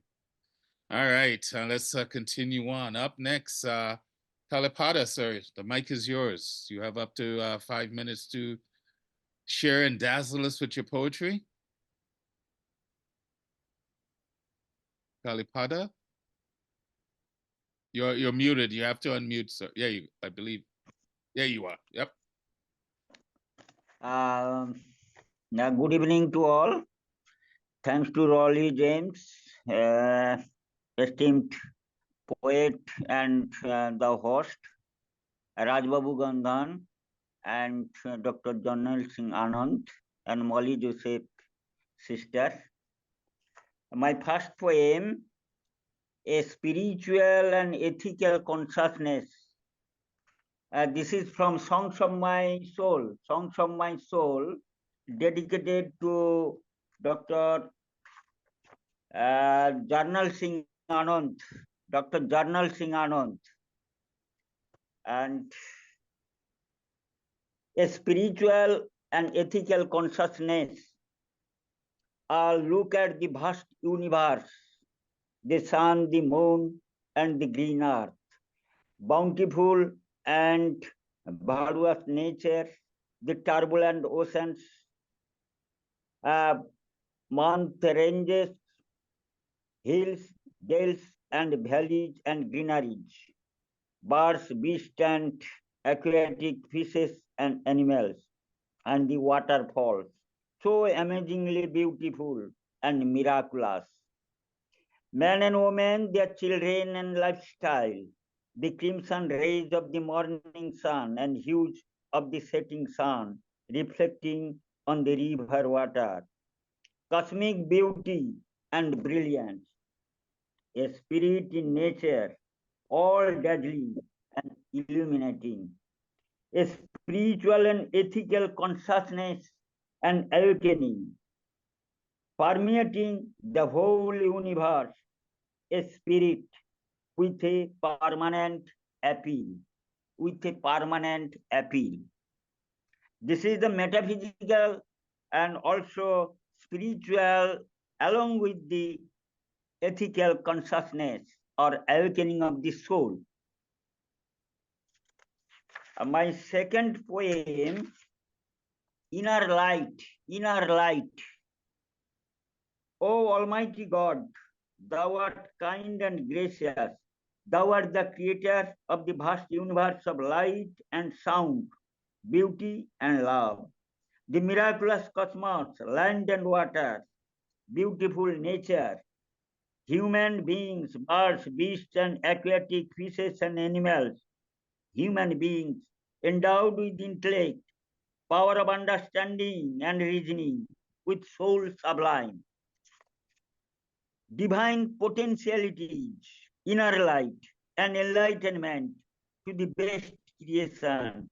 The inner light guides us as conscience and consciousness and light, as conscience and consciousness and light, the cosmic beauty, cosmic light and fragrance.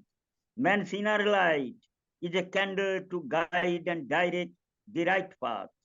Indecisiveness to be shaken off with the inner light.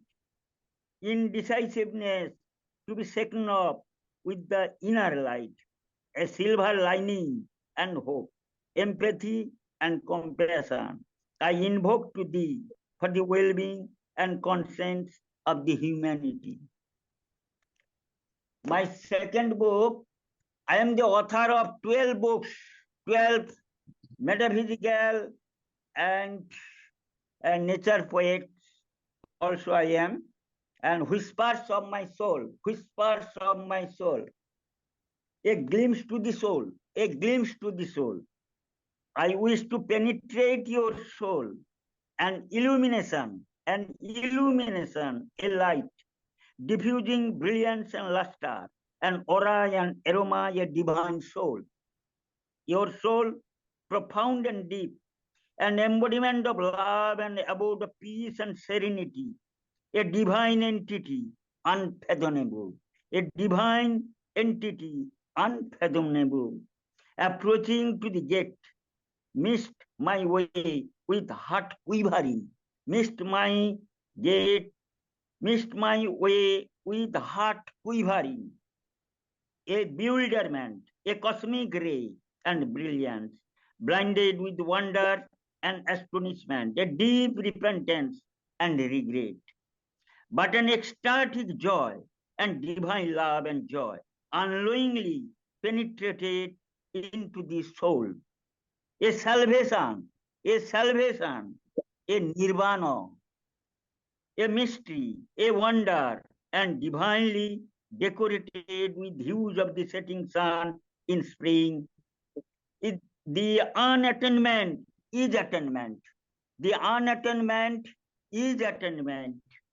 Though advancing but retreating, a cyclic order, a light blinded my eyes. Calmness and peace in mind, I retreated with ecstatic joy, but subdued stress and storm in my soul. Let the divine entity be untouched and unroot. Let the divine entity be untouched and unruled. My third book, The Waves of Heart, newly published. The ecstasy of love, Love takes the shelter and dwells in the bosom of hearts. It is a deep-rooted bond and an ennobling passion, a soul-to-soul communion. Love is divine, eternal, and etherealized. Love takes us to the heaven. It purges our heart and mind. It is a source of joy and happiness, an ultimate peace of mind, and uplifts to heavenly pleasure and ecstasy. Love rejuvenates our hearts, purifies and freshens body, mind, and soul. Spirits energized. Love nourishes our hopes and dreams and drives away fears and anxieties, envy, malice, and hatred. Love the soul, virtues, and womanliness and sympathy, and not mere body. Women are your constant companions in will and woe. Let pay respect to the womanhood. The flame of love. The flame of love does but not burn. The flame of love does not burn, but the flame of fire does burn. The hearts of men and women are encandled with the flame of love. The rose and the butterfly, the aroma, aura, and luster spreads. Love is not a lust.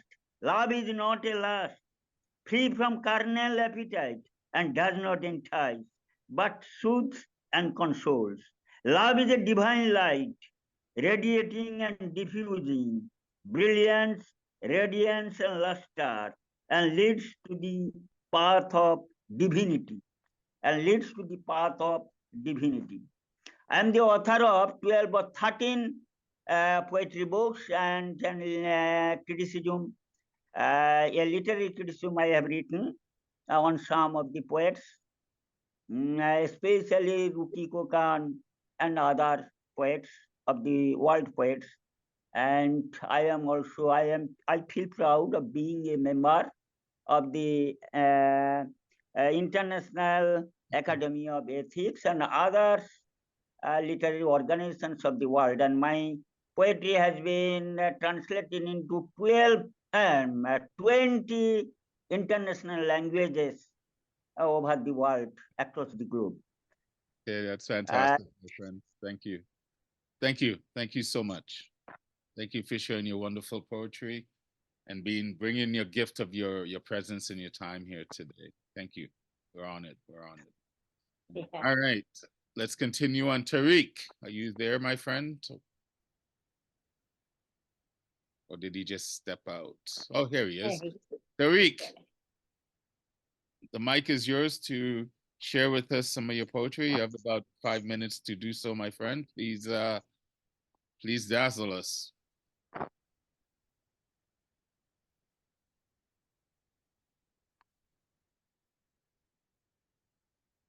Please unmute yourself first so we catch everything that you have to say. Here we go. There you go.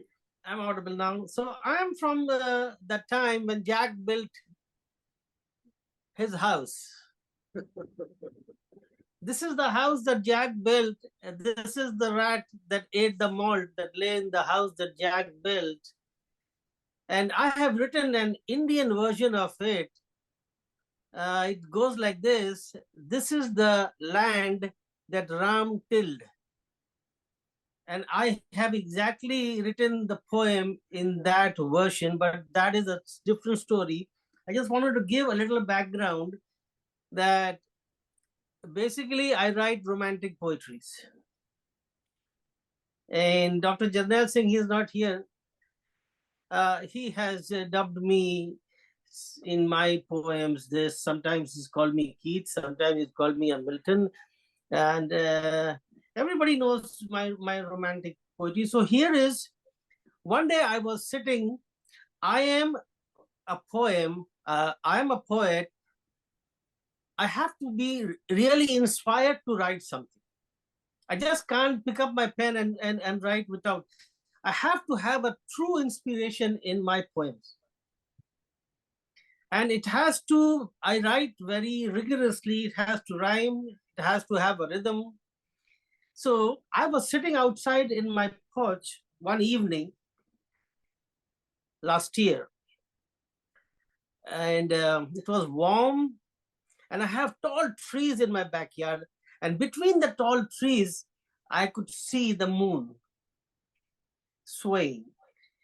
And whenever I sit outside, I sit with my iPad, not with my pen and paper, with my iPad. So I saw the moon, and it happened. So this is what had happened. The name of the poem is Moon, My Elusive Dame. Moon, My Elusive Dame. There's an echo. Am I clear? Am I audible to everybody? Yes, sir. Okay, Yes. Thank you so much. Thank you. Swaying far away in the clouds unreachable, she plays hide and seek between the trees.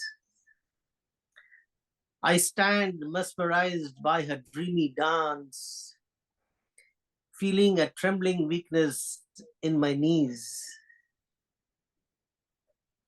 What shall I call her? Moon, Astarte, Ishtar, or Isis? Build a temple and a sanctuary in her name. Lo, behold, I shall be cursed, an idol worshipper, but ready I am to take such blame and fame. But ready I am to take such blame and fame. She lures bewitchingly with her shifting hues. She lures me bewitchingly with her shifting hues, like a virgin bride dressed to make the journey to her husband's house that she'll call her home. I look up with watery eyes as she hides shyly. I look up with watery eyes as she hides shyly. My feet are tired. My feet are tired as I stand for the night to pass, because another glimpse of her in all her radiance, because another glimpse of her in all her radiance may not be feasible in this lifetime. For goodness sake, I turn around, leaving her shining in all her elusiveness. I turn around, leaving her shining in all her elusiveness. My dame, my moon, my elusive dame. That was my romantic poetry. And my second poetry is a little political. Okay, there we go. Let me see. It's a very short poem. I write in 4 stanzas, and Ravi Sahab has named it Tariq Net instead of sonnet. So he calls my poetry Tariq Net. So this is sort of a, when we first started with the political thing, that Dr. Sahab, Dr. Jamnel, he posted something a few hours ago, maybe last evening, that about these politicians. So I'll not go into details. Let me recite my poem, then I may have a few minutes to say something. The name of the poem is The Selfish Road. Now, road, how can a road be selfish? So this road is sort of a living thing. So here's the poem. A road began its way slowly. A road began its way slowly and reached a beautiful village. All were overjoyed by its bearing, whole village was in awe of its carriage. The road started inching gradually, planting beautiful shrubs on the side, flowers fragrant, bushes and seeds that might one day grow in might. Then it reached the blossoming fields. Rich in harvest of golden corn and maize, and drew its line, cutting the acreage in two. Brothers and friends shook heads in rage. Altercation over land and property began.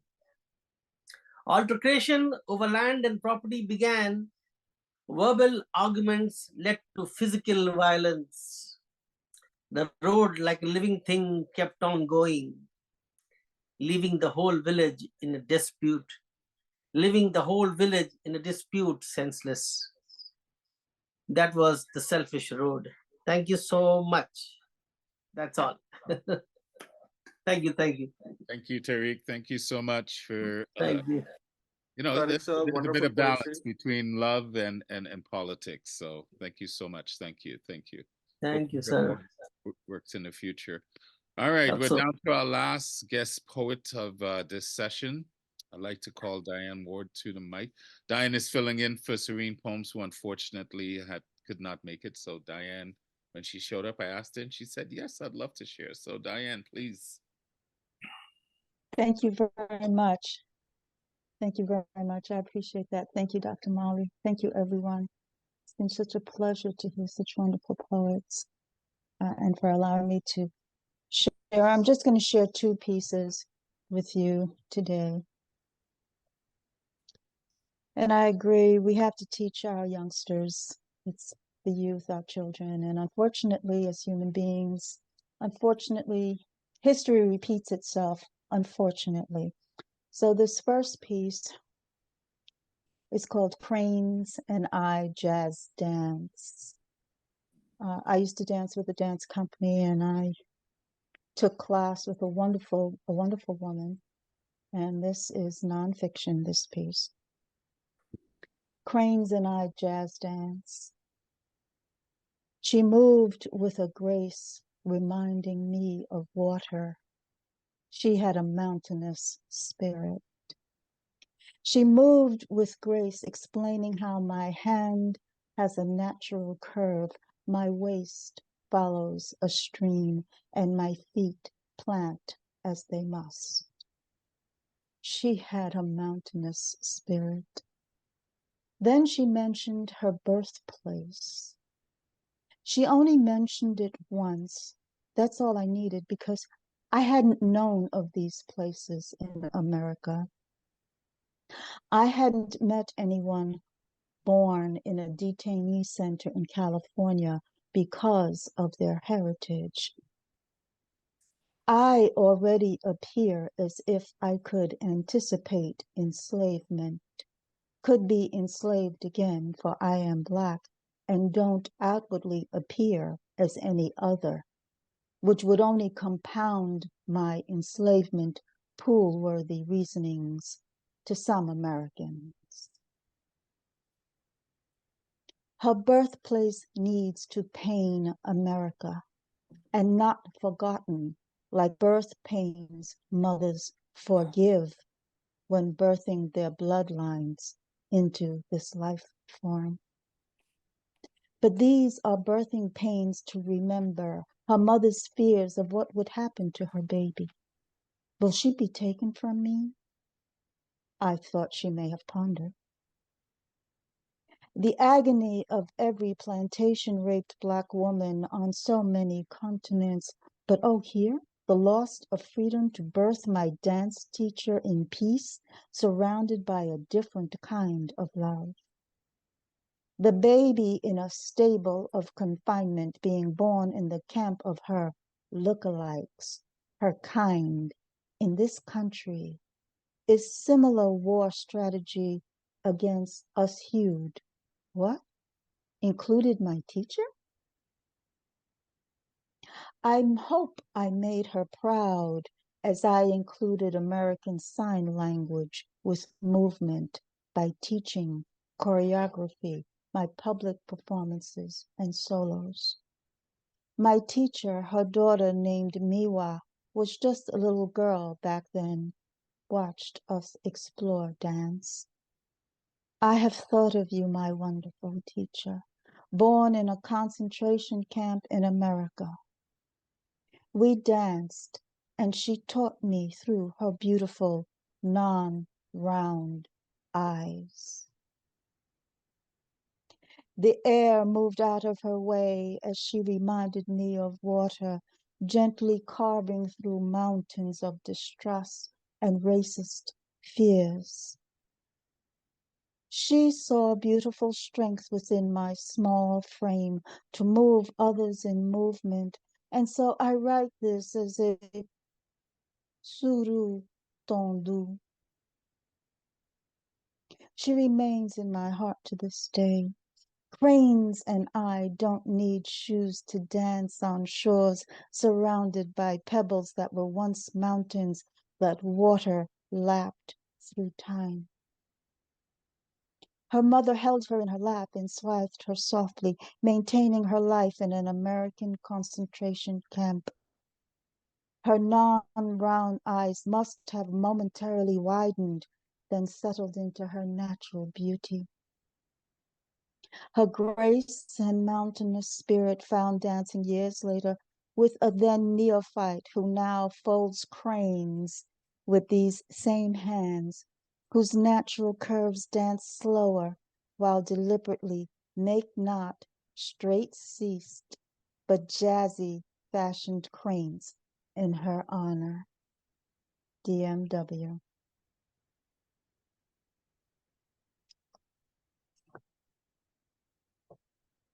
And the last piece I'm going to read for you was recently published. It was published 2 weeks ago. I'm in New York City, and the New York Public Library has a publication that they call the NYPL zine. The theme every year is different, and for 2023, the theme was Stay Connected. And this was published, and it's called Penmanship is Still Important. Some people in the room have heard this before, but it's an intergenerational piece. So I think that's also important for us to remember to do. And that's the responsibility of each one of us all over the world, in my opinion. I always like to write handwritten notes. As old as I am, I too have elders. I am fortunate. When their hearing was an issue, even though now resolved, for they admit their need of aids, I still write them a note. It's not that their voice is irritating. I still recall the jarring effect on me of yelling into the phone at my elders. I will write them a note, a letter, legible enough, I think, for them to read. I write in my hand script, not too long a note, sometimes just a bright, cheerful card, just to let them know that I'm thinking of them. It's still helpful. We're still connected. We're still expressing love. And sometimes they will call, knowing I can hear them and they can hear me. When I call them, their phone line is busy. Hearing is working for them again. Nonetheless, I still write a periodic note. A handwritten note is a hug and pieces of my epithelial on a stamp, only forever stamps. Again, connecting with stamps of all types of sheroes and heroes commemorated on stamps. My handwritten notes to my personal sheroes and heroes. What a beautiful added benefit. My elders are special to me, and they helped form my development for patients, people, friends, acquaintances, and love. So staying connected differently without technology all the time and being more personable, I think best stated shown with a handwritten note which never grows old, though we all do. I know my note doesn't go to the cloud. It's read perhaps by eyes becoming clouded with tears, not necessarily glaucoma or cataract, thank God. I can still gift them in their mailbox, a surprise they now, I think, expect occasionally. As I still can, and they remain or not on this earth, connected even later on, they and I will both remember handwritten notes. With my script carefully formed and purposely written slightly bigger, never cramped, with letters I tried not to arthritically slur. So if a word is misread, they know it's love, love, and more love. DMW. Thank you. Handwritten note is a hug. You just gave us a big hug with that piece. Well done. Well done. Well done. So sweet Fabulous and way to so end sweet. the guest poet section. Thank you for doing this, Diana, last minute. So I trust the way things turn out because that was a brilliant poem to end with. We just all got big, big hugs. All right, ladies and gentlemen, that's the end of the poetic part. But I would like to, like I said before, unfortunately, Dr. Janelle's, I believe it's his granddaughter's not feeling well. He had to leave. Obviously, family is important, so we understand that. But I'd like to call upon the secretary of the academy, Dr. Molly, to do her thing in gratitude. Dr. Molly. Thank you, Rolly. And dear esteemed poet, indeed, these are blessed moments we spent together. The International Academy of Ethics holding it under the efficient helmsmanship of Rolly James, a very committed human being, I would put it, in the true sense of the term. First and foremost, I have to thank Dr. Jarnail for being here. And he was blessing us with his comments and his own individual perspective on things. He is the very man behind the concept of spreading the right ethical mooring in a world which seems to be not anchored on it. And how well it gelled in all the poems onto the theme, I would say. Of course, there was Maja Herman, the vice president, who, even though she is traveling far, she never forgets to say hi and best wishes to our program. Thanks to her also. I was sitting and listening from each poet, starting with Ravi. Ravi, when he spoke about his life as a banker, he's a colleague of my own husband, working in the same bank. And I know how well the tight, what do you call, framework of timings eat up lives. And there were times when I was struggling with my kids when he was away on transfer to different places in India. Same was the case with Ravi. He was putting it in a very condensed form. And he has his own micro, what do you call? He calls it, what is it, Ravi? Your special name? Yeah, his micro poems are Maikun, not Microphones. and they have a charm of their own. The condensed way with which you put it. Of course, after that, yes, we had the other, I would say, man of true substance. That's how I would look at Raj Babuji. Whatever you talk, we can see it in his action, translate it into action. And it's not mere like as a sage separating oneself from real life. No.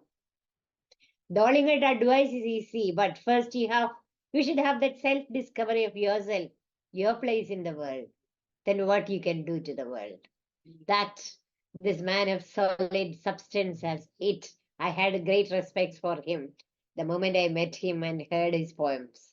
There is a kind of interiority with which he dwells, his poems dwell in the charming kind of interiority. I think that is most important for a writer.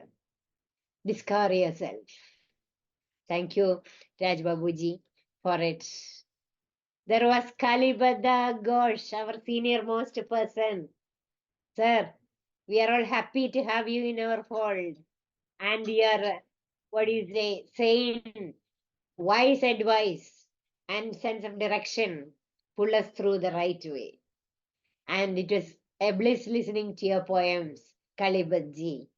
Thank you from the part of International Academy of Ethics.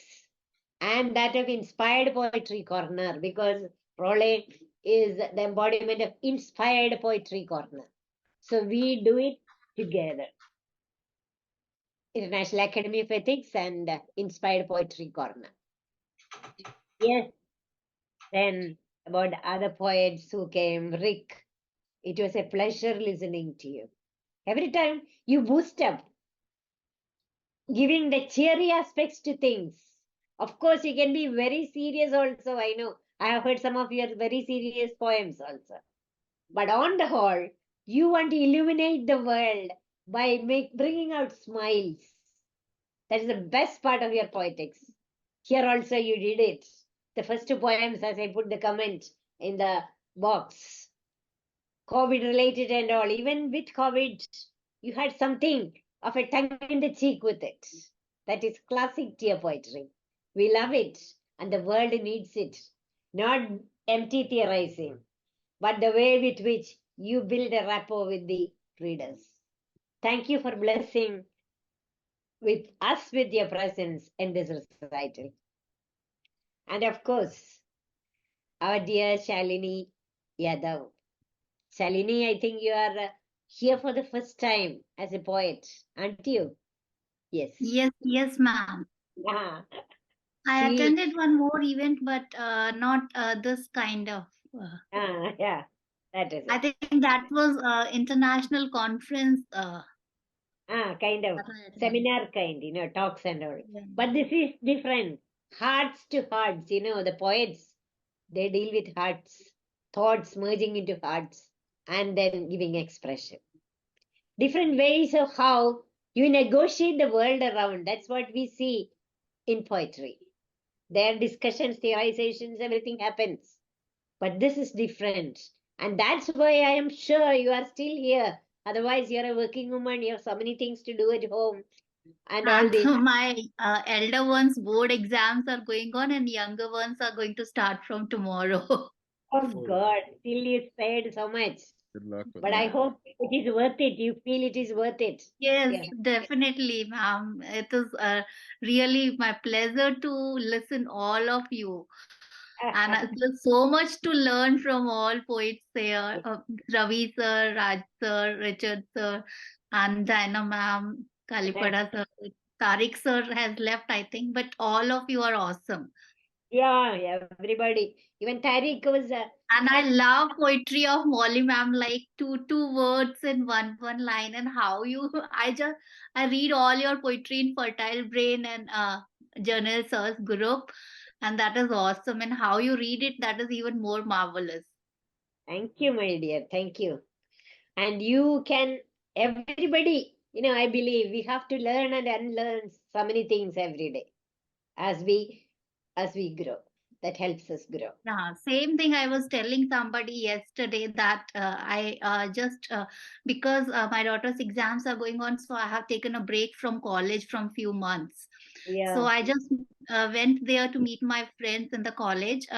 Right now I'm working from home, and two of my research scholars, their thesis submission time is there till mid of the March. So I was just hurrying up with them to finish their task and quite busy in these days with their works and their editing work and all that.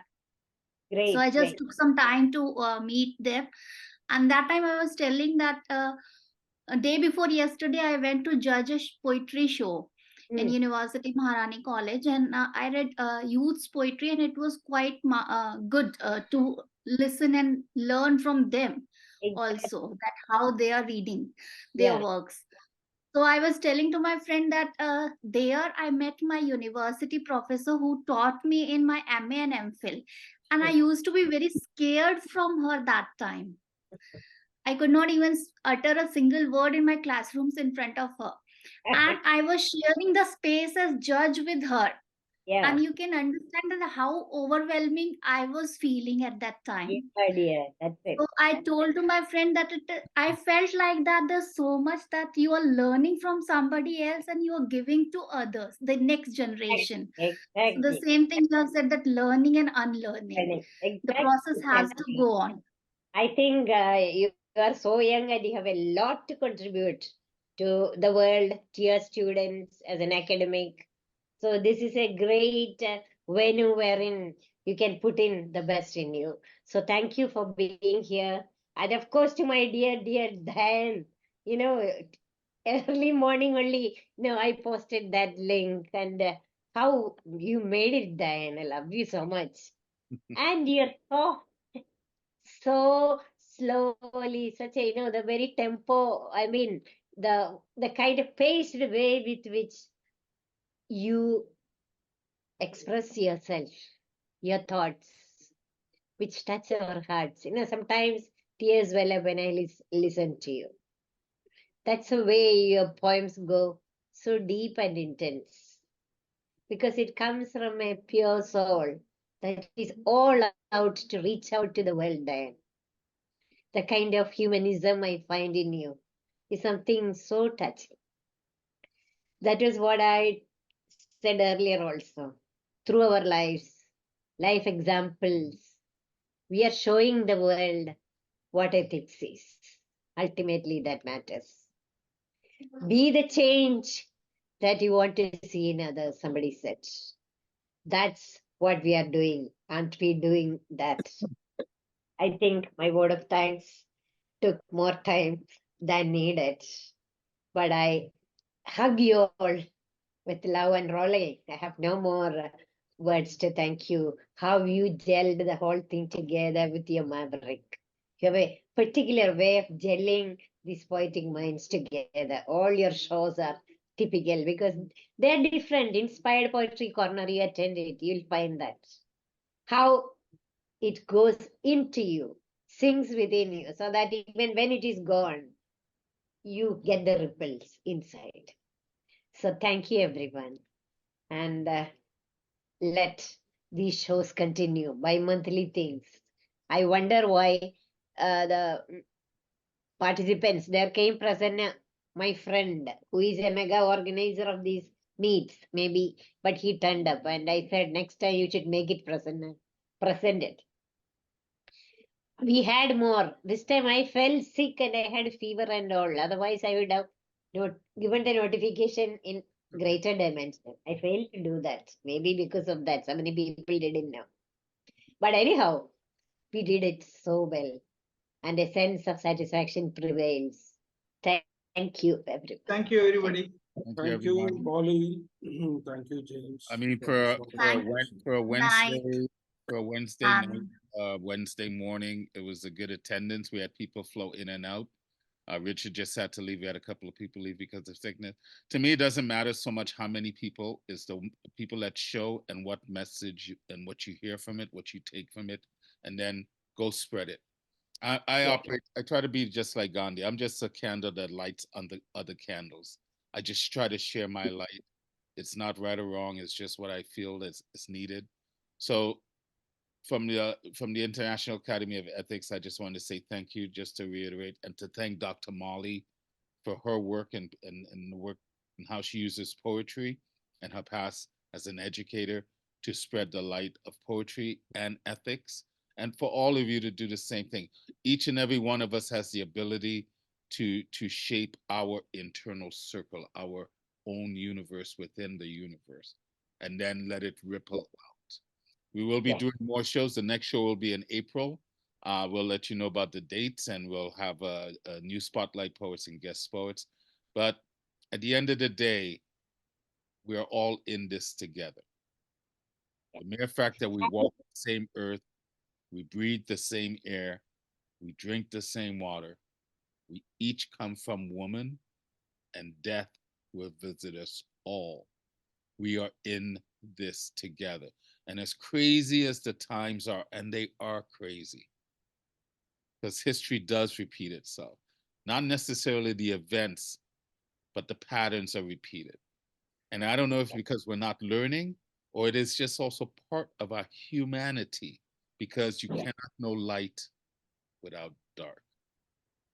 So I love the opportunity that the Academy of Ethics presents for us to look at ethics, to look at the world in a different way. More importantly, to look at yourself so you can look at someone else.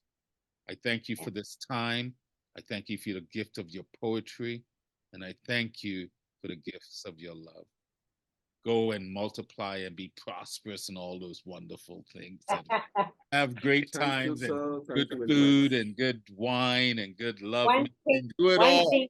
Do it all. Yeah, one more thing. You know, Tariq Ji had to be thanked because he was very busy. Yeah. Yes. I haven't missed it. He was there in my mind. His poems were very nice. And we have to thank him for sparing time for us in spite of his busy schedule. Okay. Anyway, you guys all Thank go. you, I love you all. Thank you, Molly. Be well. Thank you, James. Thank you, Dana. Thank you. Thank you. Shalini. Thank you. Paripada. Yeah.